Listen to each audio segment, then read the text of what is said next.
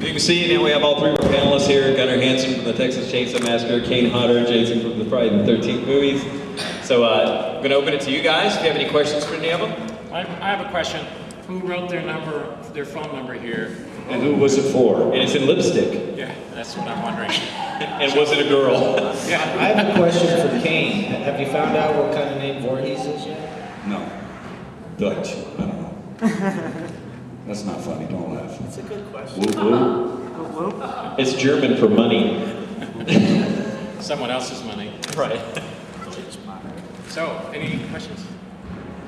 All right, thanks. Thanks. It's been great. All right. Thanks a lot. Be here all week. Chris, did you have a question for anybody? You wanted to ask a question about that? Yes, you guys live inside those costumes for hours on end. What's the biggest challenge of getting in and out of them? And I mean, you guys just decide to keep them on all the time? You know what? Let's say when you go to lunch, you know, when you go to your trailer. I heard. I costume. Yeah. Okay, No, you heard it? It's worse if you go closer, I think. Yeah, you're asking what it was like wearing the costume all the time? Yes. All three of you. Was it like a lot of work to take it off to go to lunch and stuff, or did you just end up keeping everything on to avoid the trouble of doing it? Kevin said it better. I took the costume, well, for me it was just the mask, and because the rest stayed on not only all day, but every day for 28 days. The mask was a problem because they wouldn't let me take the mask off unless it was a 30-minute break or longer, because they were afraid it was fragile, they were afraid it would tear.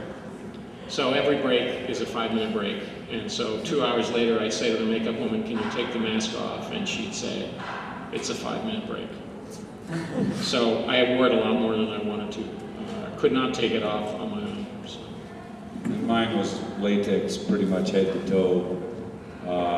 For most of the Jason movies I did, so it was quite uncomfortable. Jason Goes to Hell being the worst one. As far as comfort goes, because I couldn't take the hockey mask off between shots. It was built into the makeup. So it was very, very hard to catch my breath after doing something violent. And, you know, latex bodysuit all the way to my ankles, so it was very, very hot and uncomfortable.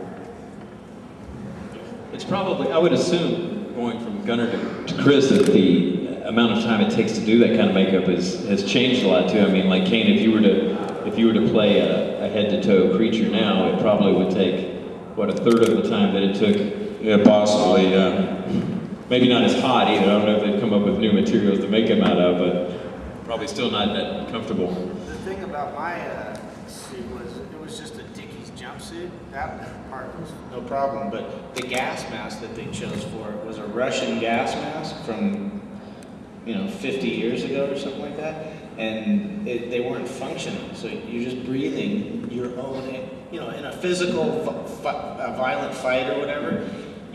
By the end of the take, I was completely hyperventilated and about to pass out because it was just my own breath I was breathing the whole time. Yeah, that's kind of like how it was in Jason Goes to Hell, because I couldn't take the mask off.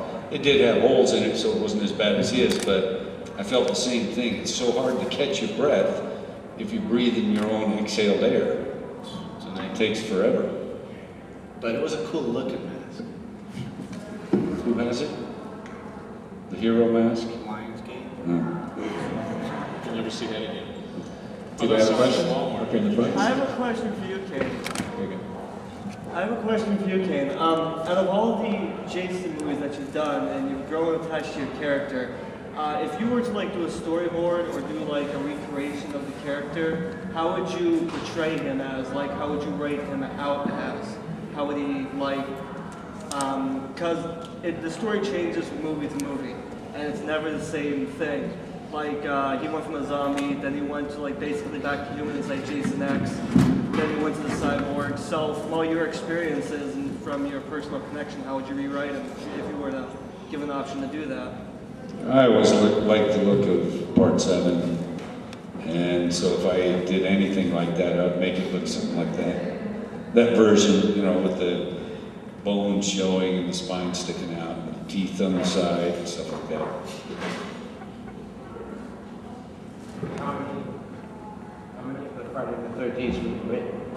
I did 4 of them. 7, 8, 9, and 10, and I always add that I'm us to play Jason more than once. And the Arsenio Hall show, right? Arsenio Hall show as well, yes. In full costume.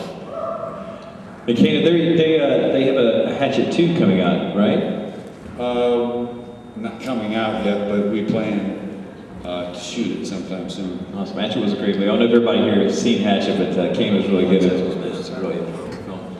So, have you guys seen when they remake a movie that you're in, like Gunnar, they remade Texas Chainsaw, remade Friday the 13th? Do you see a spike go back up in the popularity of the originals with the fan base because they do remakes, like maybe more appreciative of the originals because the remakes have come out? Is it hard to get like new generations interested in the originals because of the remakes?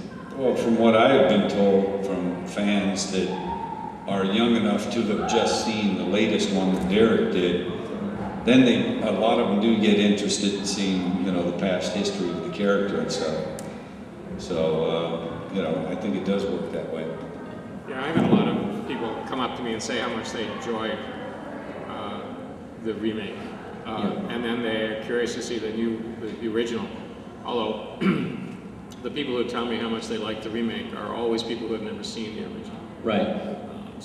But there are a lot of people. I think it has created a lot of interest for people to want to see the original movie if they're starting out with the remake of the movie. I think there are movies where that's probably not the case, like The Haunting. Yeah. That would discourage anybody. Well, and with your movie in particular, I think the new Texas Chainsaw Massacre had its merits. It was a good movie, but yours is a good movie on a totally different level. They're both scary in their own ways. A lot of the remakes either ruin or bastardize the original, or they've taken the scare out of it by making it too Hollywood. Well, I agree. Although I thought the remake copped out. There were some points in the remake where they could have made it really horrifying, and they chickened out. And I think the one thing they did to ruin the original was when you unmask Leatherface and explain him away as a kid with a skin problem, you really destroy the character, because at that point he's not frightening. The original character is frightening, I think, because he's unknown and unknowable. He's human, but not quite. Now he's a kid with a skin problem, and when they said that at the movie and I was watching it, I thought, wow, do you think he went to Columbine High School? What is this? That's the part I disliked the most. I thought the movie was good enough on its own. Clearly, it was a new generation it was a new generation in terms of the approach to horror movies, which is fine. That's what the new generation wants. But that part is what really bothered me, because I really thought it wasted a great character by explaining him. Darth Vader, the greatest villain in modern movie history, until in the third episode, he's just a poor guy with a skin, scars on his face. It's like, and then he's completely gutted as a character. He's no longer frightening.